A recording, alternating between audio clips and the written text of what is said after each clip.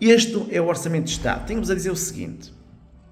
Relativamente, comecei agora, há coisa de 2, 3 horas, a ler, na diagonal, e depois perco tempo a ler as áreas que mais me importam, e do geral, das opiniões que eu já ouvi, daquilo que o Ministro, daquilo que eu já li, e daquilo que o Ministro já pronunciou, permitam-me dizer o seguinte: entre o PS e o PSD vem o diabo e escolha.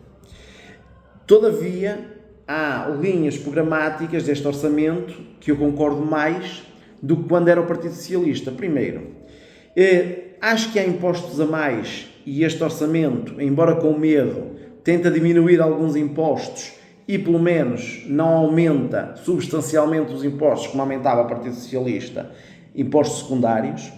Segundo, parece haver aqui um espírito ou um querer fazer algumas mudanças e isso é positivo. Todavia, é um orçamento que não é assim muito diferente daquilo que nós estamos habituados nestes últimos anos, desde 25 de Abril.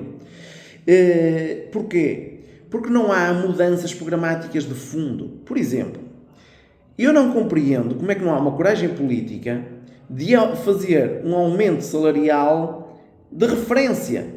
Aumentar 200, 300 euros para o nível de Espanha. E toda a gente vai fazer numa fase inicial um esforço para depois as pessoas a ganhar mais vão dar ali um período de carência de 1 ano, 2, as pessoas a ganhar mais vão ter tendência a gastar mais e a economia acaba por se equilibrar. Não entendo, por exemplo, como é que não há coragem política para haver um ordenado de referência, que será o público, mas quando se aumenta o ordenado público, o privado tem que acompanhar obrigatoriamente. E isso pode estar legislado. Eu não compreendo porque é que não está legislado. Outra situação é, para além de diminuir os impostos às pessoas diretamente, o IRS, e outros impostos secundários, muitos, acho que as empresas também pagam muitos impostos, porque ao pagar menos impostos podem fazer mais investimento e pagar melhores ordenados, em teoria, porque depois na prática a gente sabe que nem todas as empresas irão fazer isso, mas é um risco que se corre e acho que deveria baixar substancialmente, na casa dos 4, 5 pontos percentuais, para os 17%, 15%. Eu concordo plenamente com a iniciativa liberal, no sentido que quer o IRC, quer o IRS, deveria de ser um imposto único, na casa dos 15%. Quer as pessoas pagam 15%, quer as empresas pagam 15%. Acho que era justíssimo. E não haver esta diferenciação por idade, jovens e outras pessoas velhas.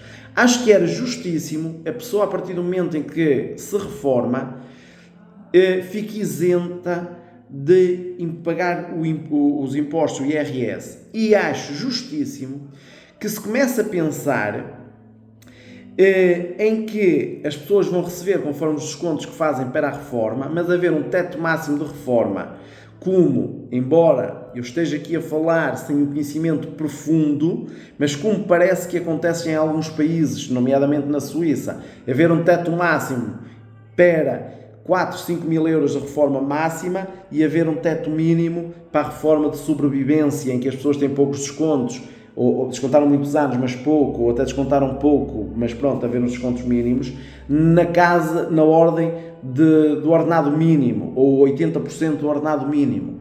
Parece-me isso justo.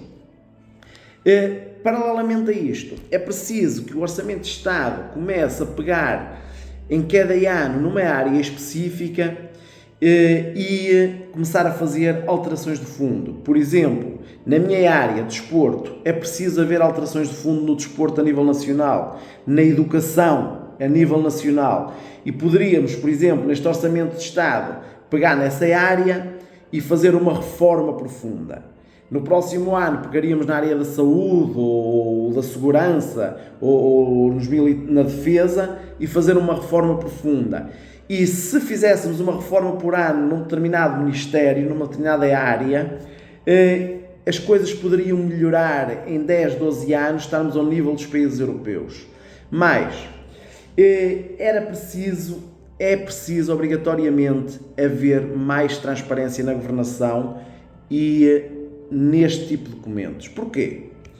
todas as pessoas, independentemente da área, independentemente da formação, que saibam ler, que tenham conhecimentos mínimos, alguma literacia para poderem depois interpretar, têm direito a aceder a este tipo de documentos, que são importantíssimos, mas há uma coisa que falta. Antes de apresentarem este novo documento, deveriam pôr a discussão pública as tais áreas de aposta do governo para o próximo ano e, inclusive, recorrerem mais ao mecanismo legal que é o referendo. Porquê? Porque nós sabemos que as eleições e o sistema democrático em Portugal, tal como funciona, não é representativo da sociedade. A maior parte dos deputados são eleitos, e se vocês forem perguntar aos deputados de Vila Real, aos deputados do Porto, a maior parte da população não sabe quem eles são. Porque quem faz as campanhas são os supostos candidatos a primeiro-ministro. Outra coisa, cada deputado deveria de apresentar uma medida para a zona regional onde é eleito, para melhorar. Medida que pode ser desde o desenvolvimento em infraestruturas, desde o desenvolvimento cultural, desde a divisão, por exemplo, quem está em Lisboa, determinados setores podem receber mais ou receber menos do que quem está no interior do país, em Beja, no Alentejo, etc. E nós não ouvimos medidas dessas dos deputados que a gente vota. É preciso repensar tudo isto. E repensar tudo isto consultando o povo, não ter medo de consultar o povo, através desse mecanismo que é o referendo. Por exemplo, a justiça. Outra que é muito importante, a celeridade. E é importante envolver o povo nisto. E não só aqueles que se acham que têm capacidade para o efeito porque são licenciados em determinadas áreas ou vivem em Lisboa e têm acesso facilitado a A, B, C ou D.